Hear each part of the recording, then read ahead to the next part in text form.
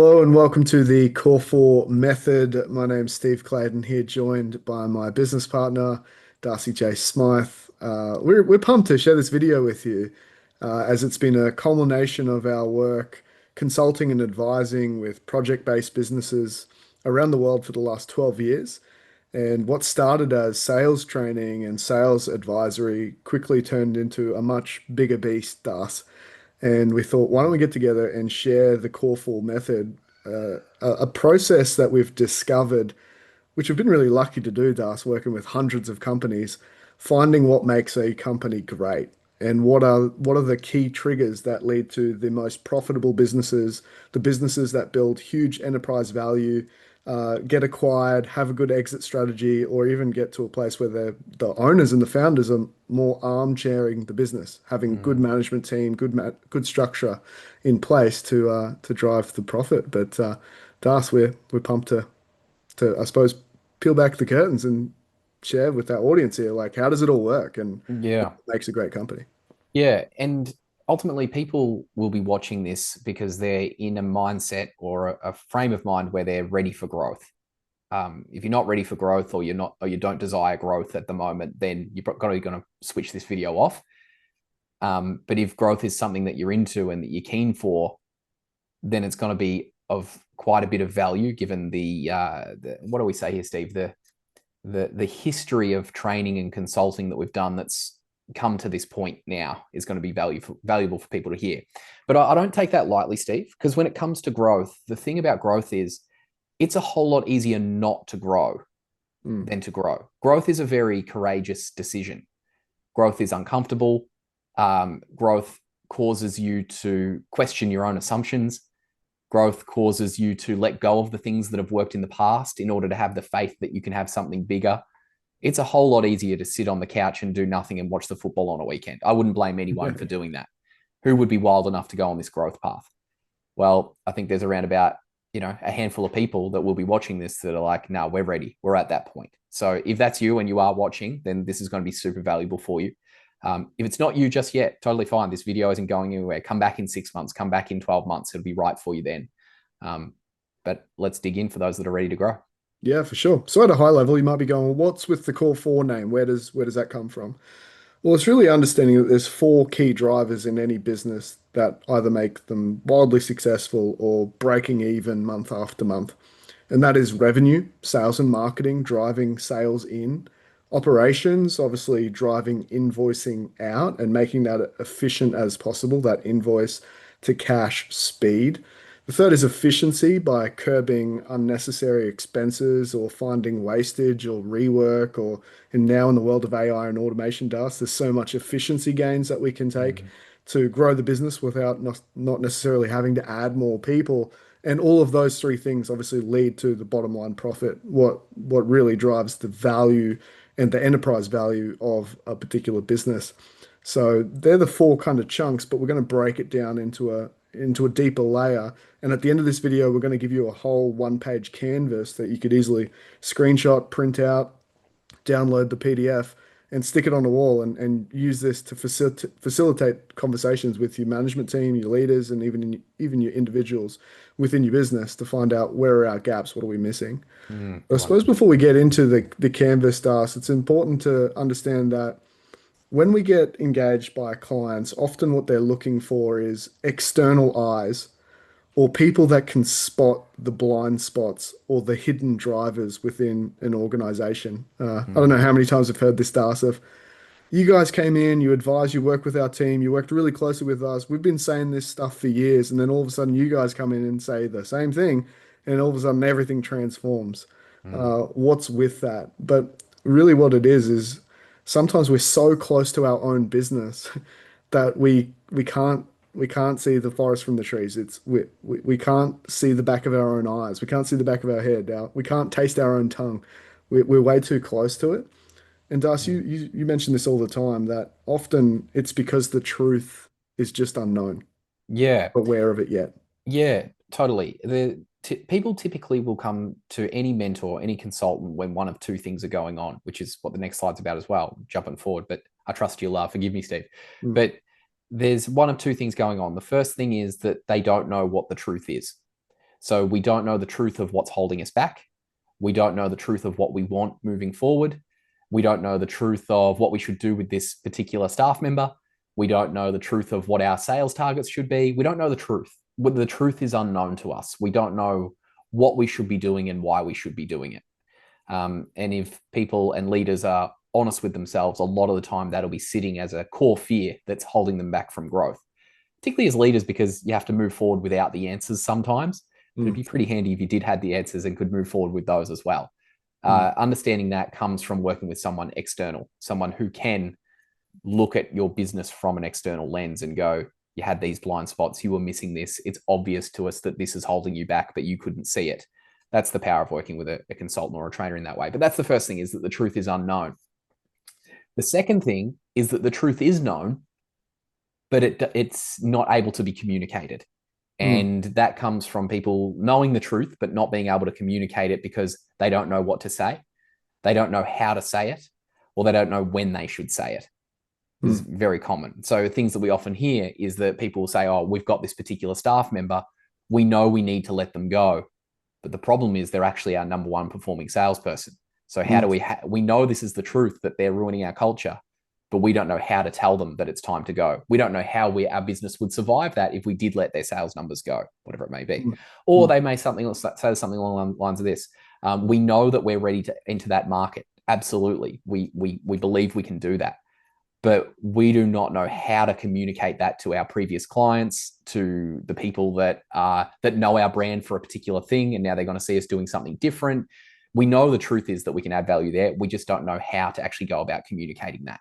Okay. Yeah. So one of two things: you either don't know what the truth is, or you do know what the truth is, but you don't know how to communicate it. That's really all it is at the end of the day. That's all it boils down to. Any problem that you have in your business right now boils down to one of those two components. Fascinating when you start to see it that way.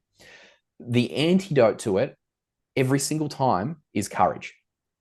So a lot of people, when they get into business or they get into sales growth or revenue growth or operational efficiency, whatever it may be, what they'll say is, I wish we had the confidence to be better at this. If we were confident enough to do this, we would be fine. All our problems would be solved. All I'm looking for now is that confidence before I can take action. But there's a problem with confidence, Steve, is that typically when we work with people, we'll ask them, who woke up this morning more confident than yesterday?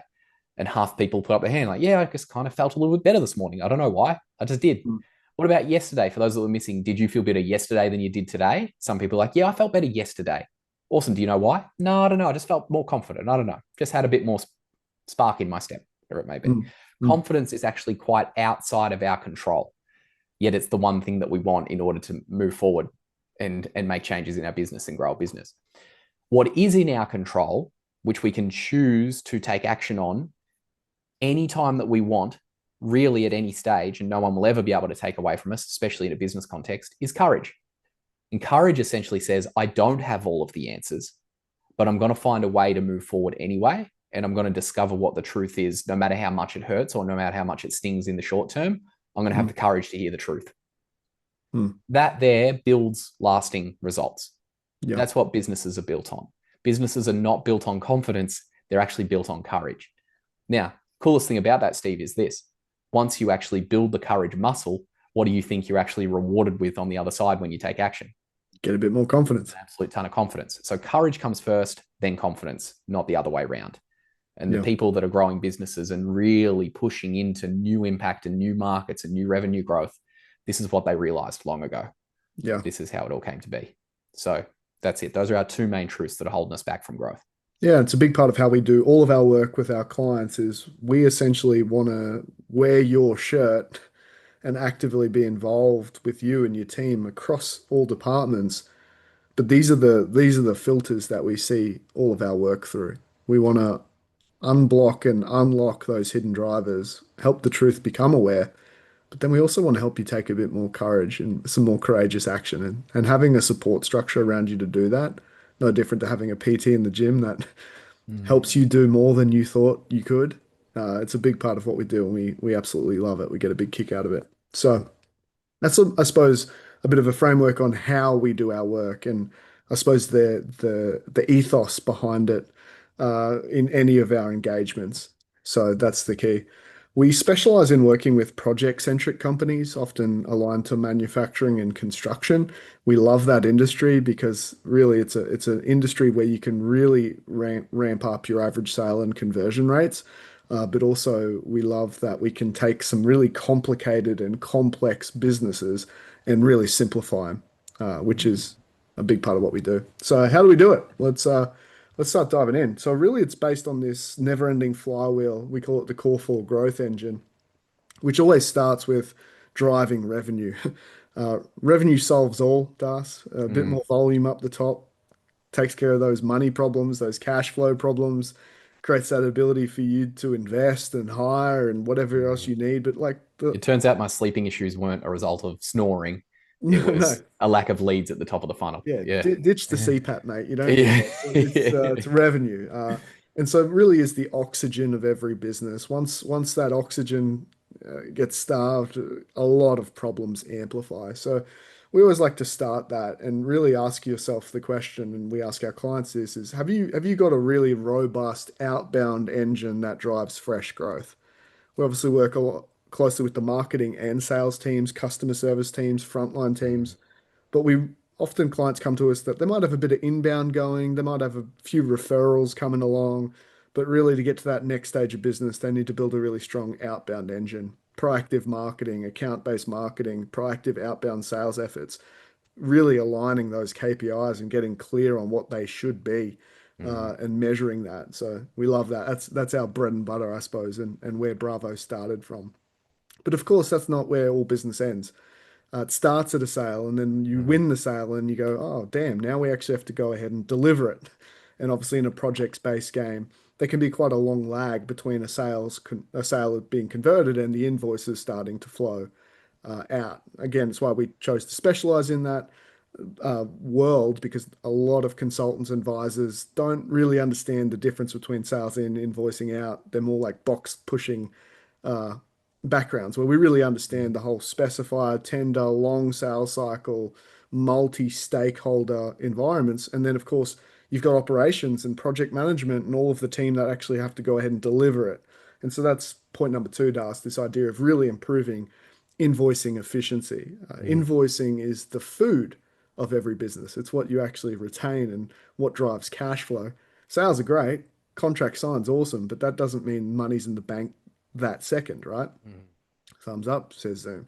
So that's really where we work with the operations teams and the invoicing teams and the project management teams to help build an invoicing engine that is efficient and fast and smooth and forecasted well, because obviously invoices to cash and that speed within that is huge. It also even works with removing or reducing debtor days and finding ways to get that whole thing working really, really well, because that's a huge part of the business.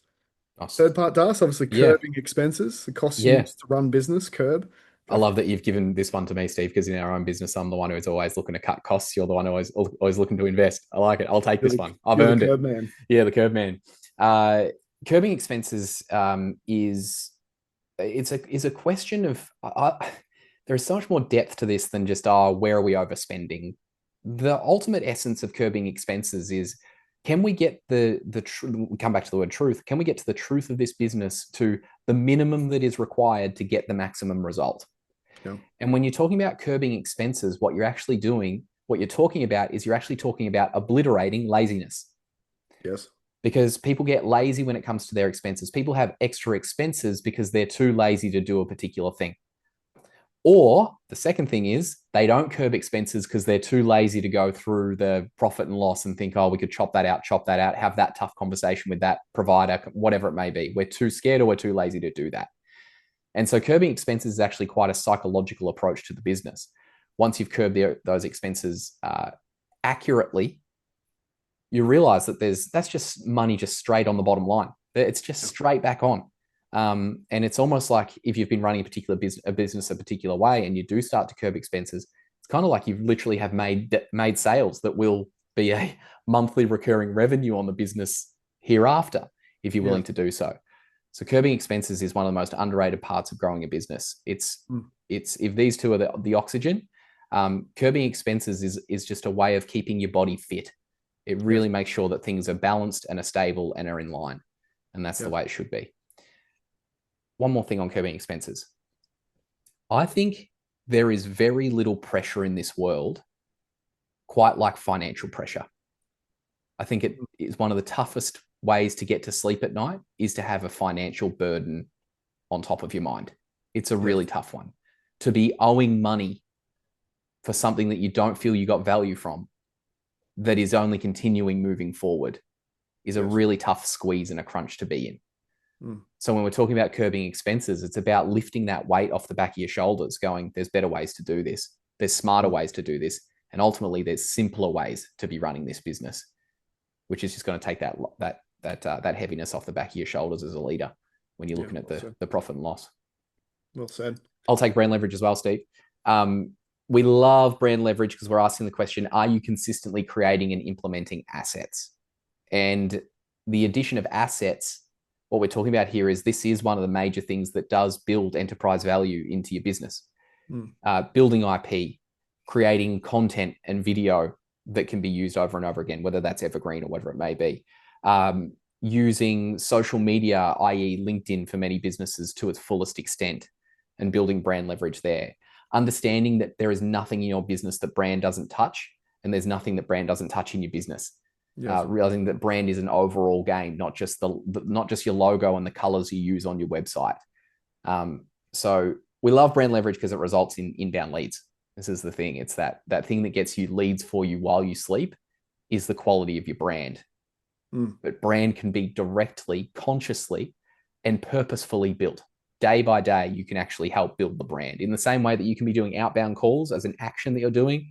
In the same way a builder hits a hammer on the end of a nail, building brand leverage is something that you can be actively, consciously, productively doing day in, day out as well. And I think a lot of projects businesses overlook that. They kind of think it's 100%. a marketing team's job to build the brand, but they don't know what that even actually means. Yeah, for So sure. And it can actually be built. we've Yeah. had some awesome success stories where a big philosophy of ours is selling through methodology and helping companies develop methodologies, then assets that support that methodology. It can be such a culture builder as well of having a business create its own IP and its own assets that support Mm, and get everyone bought in on that journey. Like it's a huge, I'm glad you said that, Darcy. It's not just a marketing exercise. It's like a all-in company exercise, mm, developing the brand and building the assets for it. So we have a lot of fun doing that. We're quite creative in the way that we can support you to build a bunch of different assets in your company. We call them the seven golden assets that every mm. company should have, which is often overlooked. Love it. Sorry, last one on that. Proposal is a big one coming into that as well, just as a Proposal, small tactical thing. overviews. Yeah, there's Yeah. so much to it. Yeah. Obviously, those will also then drive into developing your talent. All business is based on talent. And it's really the question of how do you attract and retain high performing talent? That's the key. Now, obviously, having good education and good support and mentoring throughout all the previous ones we just mentioned will support that. But high performance cultures, they have a lot of things in common. They communicate really well. They have learning and development pathways. They have skin in the game. A big part of what we do is helping companies incentivize the right behaviors and even have them thinking like owners. So your employees no longer see themselves as having a job. They have what they feel like an ownership stake in the success of the company. And this is huge. This, if you get this right, it's like a nice flywheel. It means the right people stay on, the wrong people leave, and any future hires, Mm, the whole company knows really quickly whether they're a good fit or not. And quit wasting all your money on hiring or keeping talent that really isn't going to support the next stage of your business. So supporting you through that is huge. We love developing leaders and leaders that train the next generation of leaders, which is a yeah, that's what huge it's about. huge part of it. All of that, of course, is to drive bottom line profit, and this is the water of the business. This keeps everything growing. Without water, everything dies. And so the financial part of what we do is helping your business grow in those four areas. And we've got a calculator on this website that you can go check out. But when you can drive sales in up, invoicing throughput up, curb your expenses, By focusing on those three, the profit shoots through the roof. It's Mm, non-linear in that way. And so many companies have overlooked the opportunity to have everyone on the team understand the basics of a profit and loss, understand the basics of business finance, and understand that, losing a dollar on the bottom line doesn't mean that we just need one extra dollar to replace it. No, that's a multiplier based on your profit percentage and your profit margin. So these really simple fundamentals of business often don't get taught to everyone in the team. So how can you ever expect them to take ownership in their role and ownership in the success of the business? We see it time and mm, time again, Das. Leaders burnt out, drained, working ridiculous hours because they feel like, oh, it's all up to me. And if it wasn't for me, nothing will flow. yeah. So giving some visibility around this, but then also getting some buy-in in this makes a huge difference. So that's the growth engine. And the thing to realize is you as a business owner, you as a leader, anyone watching this, you could ask yourselves any of these six questions. Have you got a robust outbound engine over to developing talent? Can you attract, develop, and retain A player teams? And ask yourself any of those questions in bold there. If the answer is no to any of them, what I want you to realize is that if you're answering no to any of these, it may appear as though all you're doing is answering no to one and yes to the other five. So you look at that and you go, okay, well, that's all good. We got to take care of one. That's true. The beauty of this, though, is that if you just resolve one problem in any of these six, or if you've got two problems to resolve, you resolve those two. They all impact each other. They're all so interconnected that to resolve one is to also improve all the other five at the same time. Mm, Like if I go to the gym, Steve, and I lift weights, most people would look at that and go, "You're only doing that to improve your muscle." Well, if I improve my muscle, I also improve the stability of my skeletal system and my bones. If I'm improving the skeletal system, my bones, I'm standing up straighter, which helps my central nervous system, which is my brain and spinal cord. My brain and spinal cord are operating a whole lot better, then immunity is a whole lot better as a result. Like all of this sort of stuff, it's all connected. You yes, improve one part of the system, the whole system thanks that part for it. And that's what it's all perfect. about. So if you've got one missing here, realize the power of resolving just that one and the impact it'll have overall on an overall scale. Love it. So you might be watching this by now and go, "Yep, that's highlighted a few areas that we need work in. We need to have some better communication around it. We need to find the truth about it. We need to be courageous in this." Well, how does it actually work? Like, what do you guys actually do and focus on? Well, about to share with you the Core4 Canvas, the one-page plan that we take into every single business. And ideally, as we work together over 12 months, some clients 24 months, our goal is to go through and put a robust plan and help you execute against that plan in every single area. And this is an operating system that you can use year after year after year.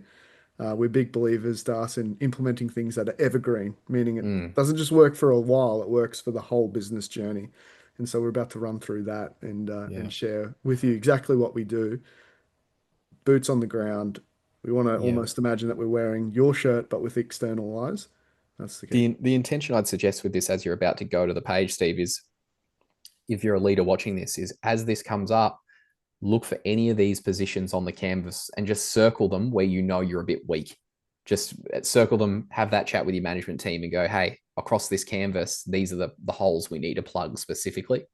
And as we said, plug one hole and you also improve the results in all other areas. So Love it. Let's do it. So, team, we'll break it in. We'll go one, two, three, four, five, six, seven, eight, nine. Nine big chunks in the business and then broken down into smaller parts. So, obviously, we start with driving revenue. And we need to understand what are the key components of our sales growth engine. And in all of our work, working with 600 plus companies around the world, helping them deliver nearly $3 billion in project value and results, there's two metrics that are the secret sauce that most teams, when we ask them to ask, they're not measuring or tracking or know off the top of their head. And correct. that is seeking to double your average sale year on year and increasing your conversion rate by 10 to 20%. That alone is life changing for a business. We have this saying at Bravo that not all deals are created equal, particularly in project sales. Sometimes you can spend 10 times longer on a 10 times smaller deal.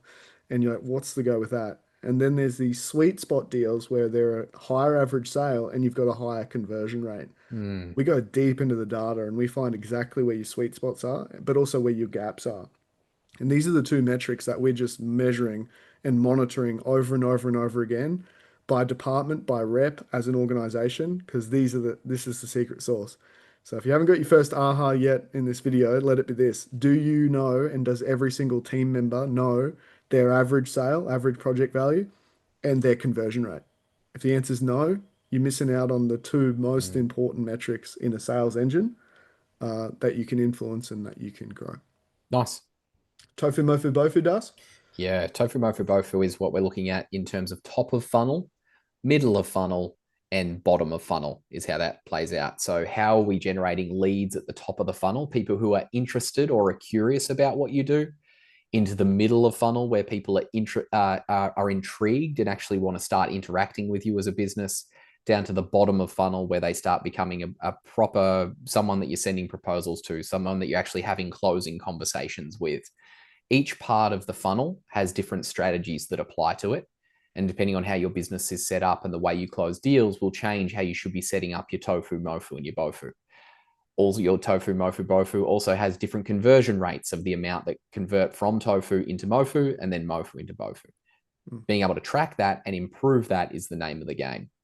And then we put all of that, so you got your average sale conversion, tofu, mofu, bofu, all of that into an end-to-end playbook so that everyone can sing from the same songbook, and everyone can understand in the team what the process is for closing a deal at us here at ABC Company. This is how we close a deal end to end.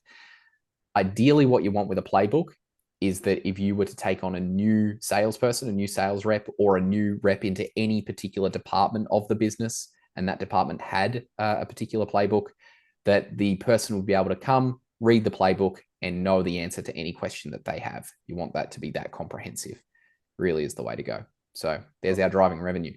It's awesome. And even with tofu mofu bofu, just quickly, it's even team structure and aligning skills and strengths and how well they actually do a team sales approach through that whole process. So quick questions. We're going to do little check-ins on each one. Do you know your average sale and conversion rate like the back of your hand? Have you got a well-defined tofu mofu bofu team structure and strategy?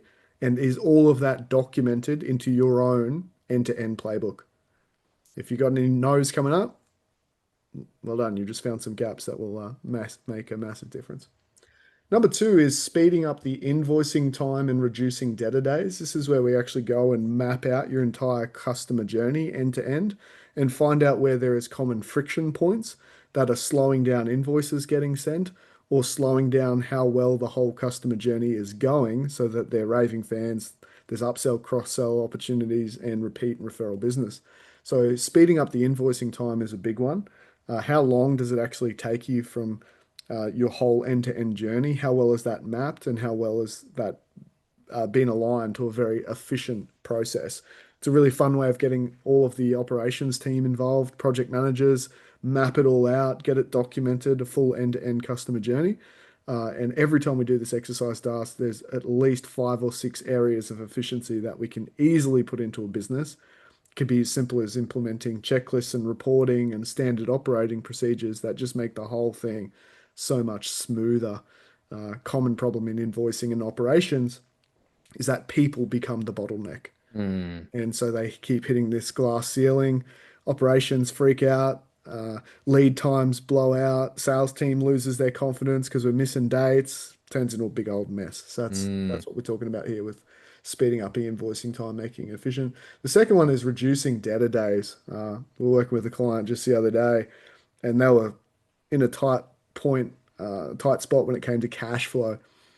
And we're like, let's talk debtor days. Let's have a look. What's going on? Like, have we got money to receive here? Do we just need to go and recoup it? What's going on? And lo and behold, big problem. No one was actively owning the debtor days process and making sure we had a proactive outbound approach in terms of getting invoices paid. Turns out they had $350,000 just sitting there, mm, 50 plus debtor days. It was theirs, it was ours that delivered it all, but no one had actually built a system or had team ownership to go and get that cash in the bank. mm. Lo and behold, all of their cash flow problems in terms of meeting payroll and, investing in the next part of their operation was solved just by tightening up that part of the process. A lot Nice. of fun. Good way to Nice. get admins. Simple one. Really simple one. So yeah, second question. Do you know your current end-to-end process and your efficiency points and your invoicing speed? Is that documented? And number two, have you got someone actively managing your day-to-day?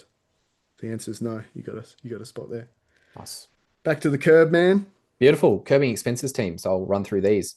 When it comes to expenses, ultimately what we're looking at is your ability to talk about them in a way that shows that you know what they are. A lot of people will look at expenses, and as far as it goes is what's it cost us to run the business this month? And it'll be $67,320. And they'll go, that's a lot. Okay. And that's as far as the conversation can go. The ability to actually dive into the data and dive into what's going on is the first step to actually creating a better strategy out of it. But what people miss, Steve, is particularly leaders, where leaders are paid to think forward. We're paid to innovate. We're paid to grow. So we're really good at coming up with strategies moving forward on how we can create new products, create new leverage in the products that we already have, sell it in new ways, sell it into different markets, whatever it may be. We're really good at thinking forward. But very rarely do we actually look back into the business and go, let's create a strategy for curbing the expenses. And you know why, Steve? Because it's a little bit more boring.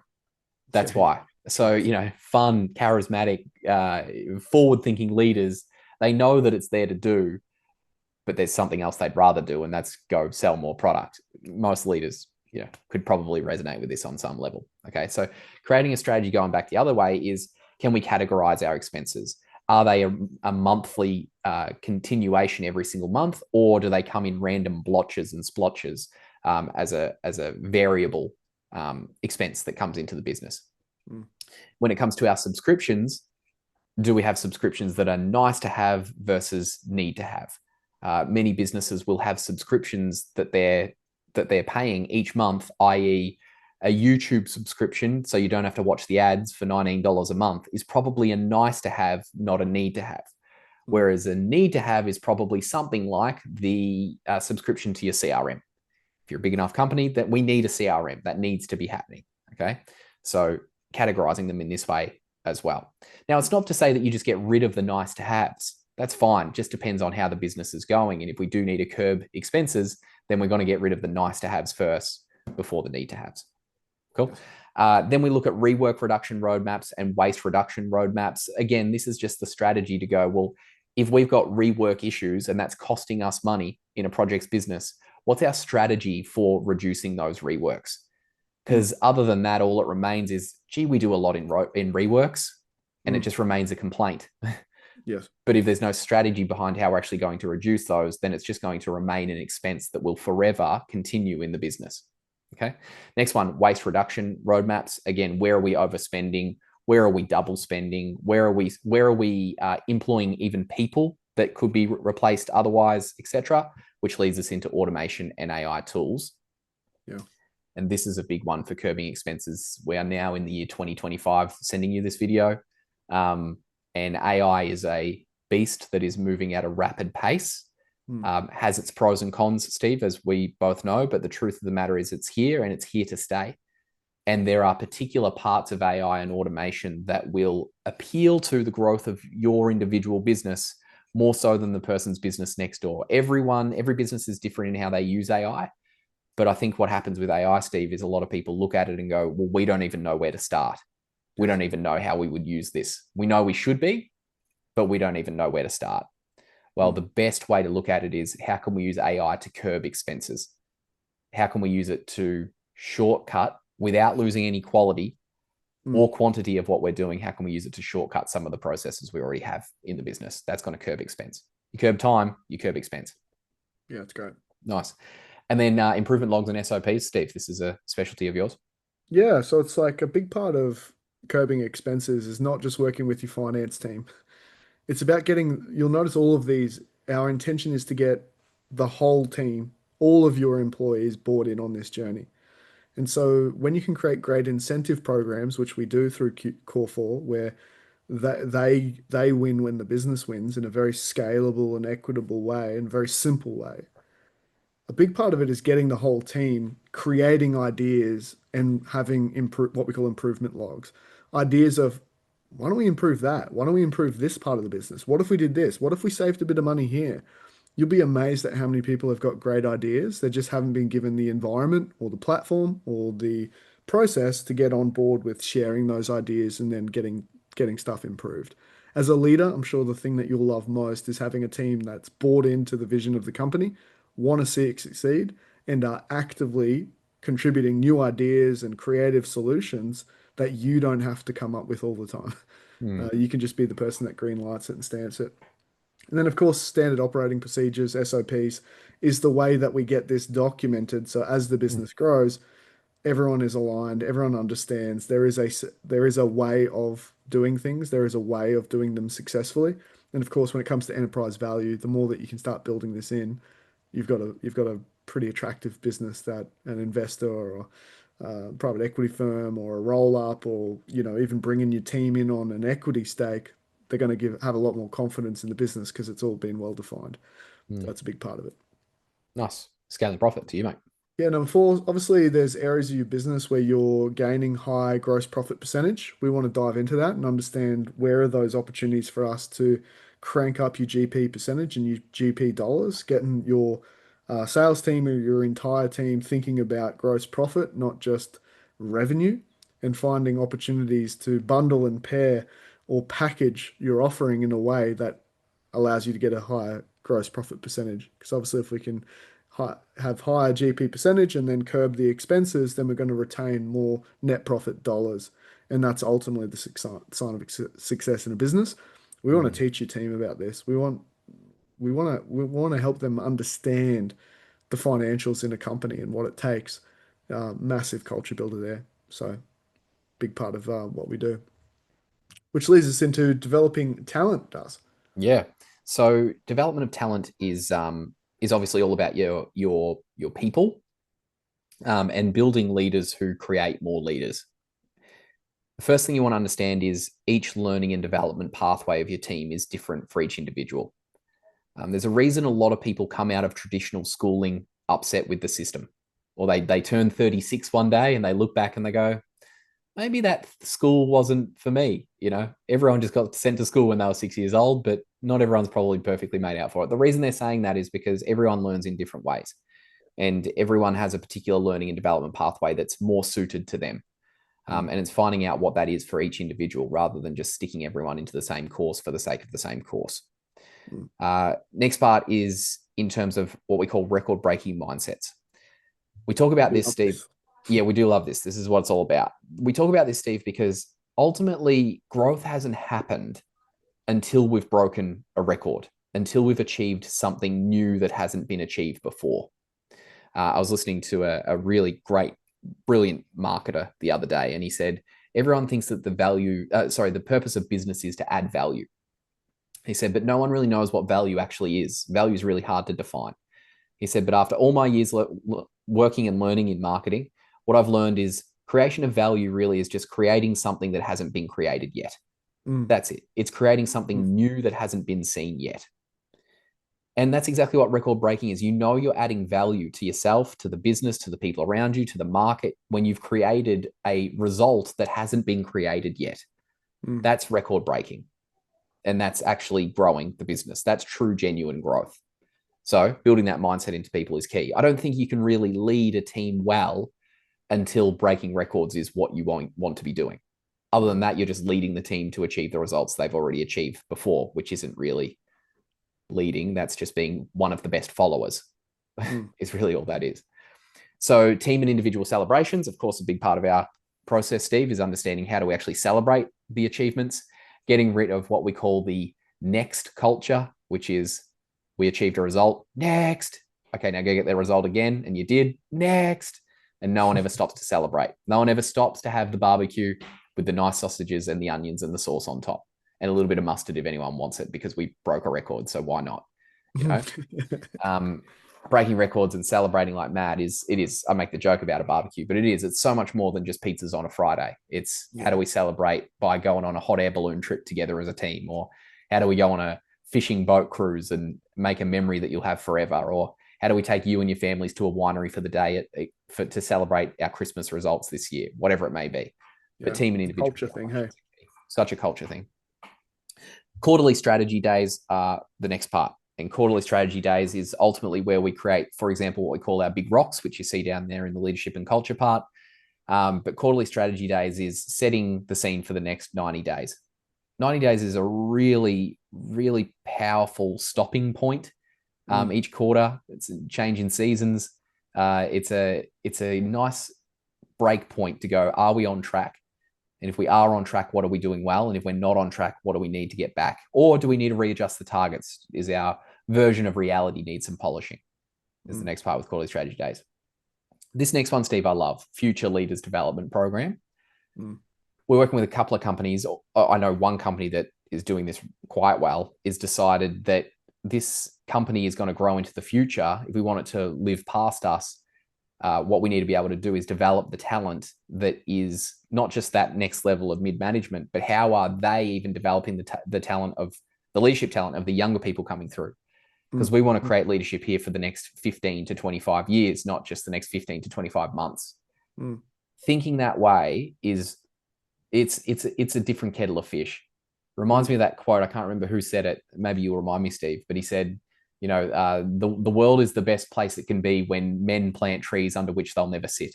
You heard that quote before? Yeah. I feel like that's the Future Leaders Development Program. This is, hey, this business is taking care of me. I'm going to go ahead and take care of the next generation as well, knowing I'll get nothing out of it. But the only reason I can do that is because other people before me also thought the same thing for me. Yeah. What a culture to build. Yeah. That's awesome. It's awesome. And then our quarterly big rocks, as I said, as we see there. So we've got quarterly big rocks in there, and we've got the sprints in the leadership and culture part. My apologies. So I'll clear that up. So the quarterly big rock program is, what are the major blockages, the major outcomes, the major results, the major obstacles, whatever they may be. So blockages and obstacles we need to remove, or results that we want to achieve, or outcomes that we want to get to. And usually these are set individually, and usually over 90 days, most people will have somewhere between 2 and 4 big rocks that they personally are working on and working at chipping away at over the next 90 days. Every 90 days, you have a quarterly strategy day where you ask yourselves, how do we do with our big rocks over the last 90 days? And which big rocks do we want to set for the next 90? One of the most powerful things, Steve, because, it's so simple. It's so easy for people to get behind. And the things that they do add genuine enterprise value to the company in terms of the things that get created. So really powerful there. But a lot of companies don't do it, which means as a result, all that's really happening is that the team are just sort of just working for 90 days. Yeah. And then they catch up for the next quarter, and then they just work for the next quarter. But there was work, and then there's productive creation through the work. And that's what quarterly big rocks are all about. Love it, mate. So good. So again, highlight and circle anything on this canvas that you're noticing is gaps in your business. This is the most important things you could be focusing on. We'll take 6 and 7 together because this has been a big part of our journey, is communication and dashboards. This is a big part of that whole facilitating truth idea, Das, that we can build better communication pathways, and then we can have dashboards, and we've got visibility around what's actually happening. So communication is the idea of building better meeting cadences, how to run great meetings, how to run great huddles and team chats to keep the whole communication alive in a really simple and powerful way. And monthly reflection days. So these are the kind of check-in points along your 90-day sprint as a company to go, let's review last month, wins and highlights, what have been some of the challenges and learns that we're working on, how are we progressing, and giving people an opportunity to understand the finances in the business and ultimately where we're tracking. It's a huge thing. It's a great culture builder. It's a good way to build everyone together across departments. And we've helped facilitate these kind of conversations that, again, keep supporting the growth of the business. Which leads us to our dashboards. For the last 4 years, we've personally invested well over $1 million to build what we believe is the greatest dashboard for driving KPIs and KPAs, key performing activities, and have also developed this now into the CORE4 platform, which is a way of even driving the financials in the business, and having buy-in around profit share.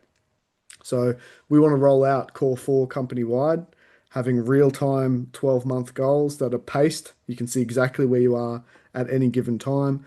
We can set up all of the custom integrations, pulling out of your accounting software or your CRM and whatever it is required to have a live dashboard at the second dashboard around the finances of sales and invoicing and curbing expenses and profit. And then the 2-1 rule for every department. So KPIs has been something that we've seen DAS over and over again as a big problem in businesses. Leaders are confused of what should our KPIs be. We're trying to track too many, or we don't know where Mm, to even start. So the 2-1 rule we've developed has been a game changer for us for each department or each individual to have 2 lead measures, the things that are in their control, and 1 lag measure, the thing that mm. measures the success of that. Again, we can put these into gamified dashboards and have that live on all of our clients have TV screens dedicated Yeah. to some of these dashboards. Yeah, there really are clients that have taken the 2-1 rule to heart and Yeah. really displayed that across every department in their company. And they just live and swear by the 2-1 rule. They're like, as long as like we're going to get caught in the whirlwind, that's going to happen. Life happens, business happens, and especially in anything revenue generating, life happens and things get in the way.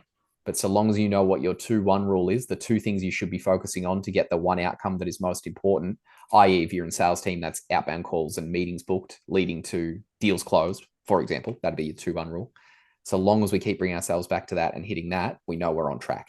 People just love it because it's simple. You can easily come back to it anytime they want.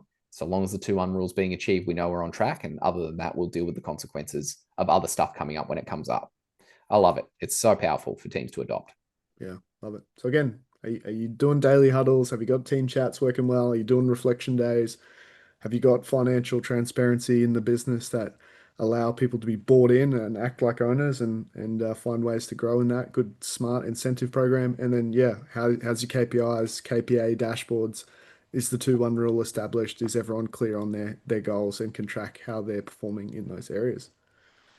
Onto the home stretch, Das. Nice. Brand Building brand leverage. leverage. You go for it, mate. This is a specialty of yours.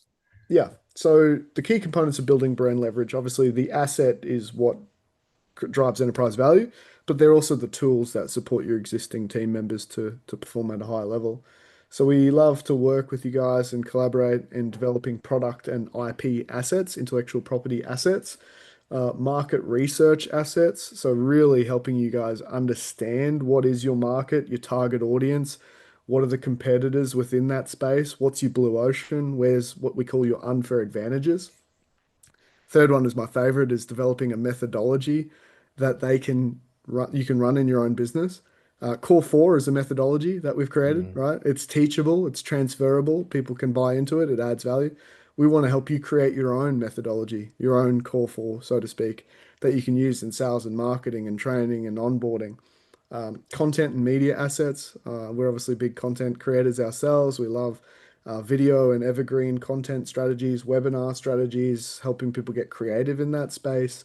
And even got a bunch of partners that can even help us execute on that. And then technology assets. We're tech developers ourselves.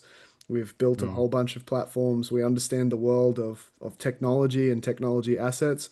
So we provide a unique, I suppose, lived experience, not only for ourselves, but the clients that we've helped implement these assets into their business.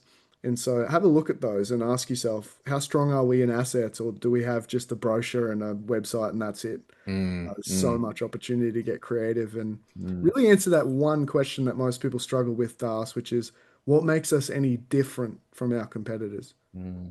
Or are we just more of a me too, race to the bottom on price kind of business, you know? The thing about technology assets as well, Stephen, people, a lot of people watching this will have joined, say, for example, the AI webinars we've run, and your ability, if you don't mind me making you blush, your ability to create AI assets, like for example, ROI calculators that can be used to close deals and things like this with the use of AI these days is it's jaw dropping stuff.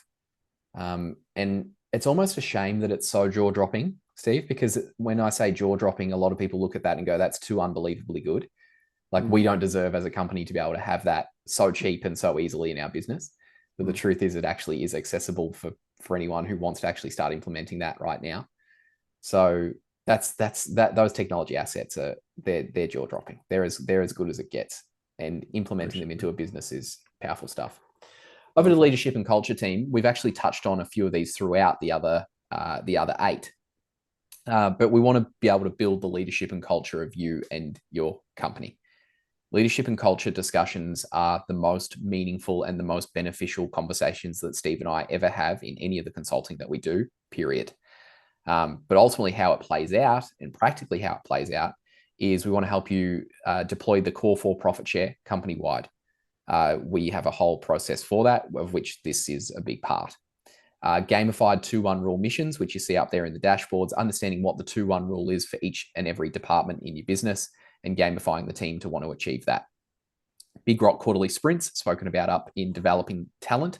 How do we make sure that you guys are giving yourselves targets to hit every 90 days for things that need to be created or obstacles that need to be removed, and having personal responsibility in the team for each and every single one of those big rocks. The organizational mind we haven't spoken about yet. The organizational mind is essentially a Darcy Smyth brew that is essentially powerful stuff, essentially understanding every person in your business has a mind. It has its own they have their own biases, they have their own desires, they have their own needs, they have their own things that annoy them, they have their own things that drive them, they have their own, all of this. Everyone's got their own personality and their own mind. Well, your organization, your own company has a mind of its own as well. It has its own biases, it has its own needs, it has its own drives, it has its own things holding it back as an overall company and as an overall mind. We're getting a little bit woo-woo here, Steve, so you're going to have to lasso me and pull me back. But essentially, once we get to leadership and culture, we get to have that discussion with teams. And when we pull back the layer and go, do you realize that if your company was a person, this would be the thing that it is saying all day, every day, and that's what's holding it back? People's minds are pretty blown when they go, oh, that's pretty revealing. It's also one of those ones, Steve, where it's not only revealing, it's also very true. People just know that the truth is resonating when they're hearing that, and then they have the awareness of it and can change it. Other than that, they're not aware of it, they can't change it, and it drives their business all day, every day, and they wonder why they're hitting walls. But the walls are invisible. And then the fifth team is just your business improvement team. This links also to your future leaders as well, happening there as well. So business improvement is a team that has a constant eye and a constant mind on what can we be doing proactively. So many businesses in the year 2025 and beyond are run reactively. And we feel as though we're stretched for time and we stretch for resources in order to do the things that we want to do. All of our resources go to just keeping the lights on, just keeping moving, just keeping putting one foot in front of the other. Well, if you don't have a team associated and consciously taking responsibility for improving the business proactively, you'll always remain in reactive mode. The most natural thing is for a human being to be in reactive mode, not proactive. So creating a team dedicated to that is key. And that's it, Steve. That's great. That'd be it. So the most perfect business, Steve, is a 10 out of 10 on every single one of those boxes. Yeah. We rarely meet perfect businesses. Every now and then we come across one where we're like, oh, I think they've got this thing called business pretty sorted. They're actually doing pretty well. But most businesses we meet will usually have a few of these boxes missing. But what we tend to find, Steve, is there'll be usually one out of the 9 areas where they're like cross. We just haven't taken care of that in our business, or haven't had the mind to be able to do it, or we haven't been shown how. Yeah. So that's the key. And that's the key, I think, moving into this, Darcy. Like if you've watched this video and you resonate and you're like, yes, we need some external support. We need people that can take us on the journey. We want to fast track this, right? Like I'm sure we could all kind of figure it out on our own, but that might take me 4 years to get through just even a few of these. Like, how do we get it defined and implemented in a quicker way? Everything we do is tailored. And it's why we only ever take on 3 clients at a time to help roll out CORE4 at a deep level.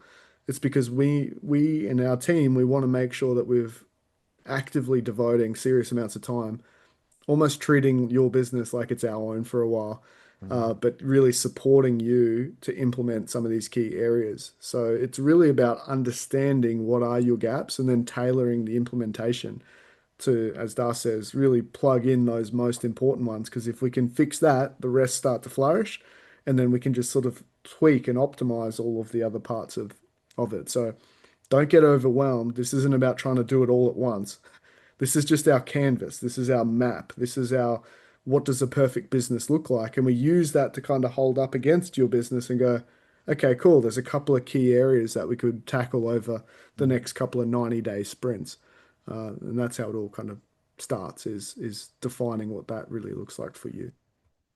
And like we said at the start, Steve, who'd be wild enough to think growth is something that you want to do? This is what we talk about. Like, look at this. This growth isn't this just simple linear thing that you do. There's a lot of moving parts in it, and it's not always easy. But ultimately, it is. You're looking for it to be worth it, and it becomes worth it when all of this starts to hum together. So it all starts with a discovery call, team. If this is something that you're interested in, if you are interested in further growth, and you've looked at a few of these, going, we could go for a hand with each of these areas, then reach out to us, book in a discovery call. We'll catch up. Usually goes for about half an hour for a first call, Steve, where we jump on, learn about you, your backstory, the company's backstory, what's brought you to the point where you are in business today, and as a result, what challenges are you facing, what walls are you running into, and as you've gone through the canvas, which parts of that canvas are you like, we need some help there. Mm. We'll help you find out those blind spots and map the path forward. And if it makes sense for us to partner together moving forward, we explore that and how that could look. We only ever take on 3 clients at a time, and it is strictly 3. We will not have any more than 3 clients on this particular program at any one time. That is our promise. And we would be very open to a conversation to finding out if that could be you, uh, if this has sparked some inspiration in you, Steve. Is probably the best way to say. Love it. So yeah, look forward to seeing you on the call. Thanks for taking the time to watch the video. We trust that it's helped highlight a few areas for you to dive into, whether you work with us or anyone else, or you tackle this alone. We trust this has given you the clarity, and we look forward to seeing you on an upcoming call. We'd love to dive into your business and figure out those 2 areas, like we started with Darcy. What is the hidden drivers? What's the truth that hasn't been illuminated yet? And secondly, how do we build that courage so that we can start communicating this in a really beneficial way? Help you scale this company to the next level and build a ton of enterprise value. We love it. So thanks for tuning in, Cheers. and we'll talk soon. Thanks, Steve.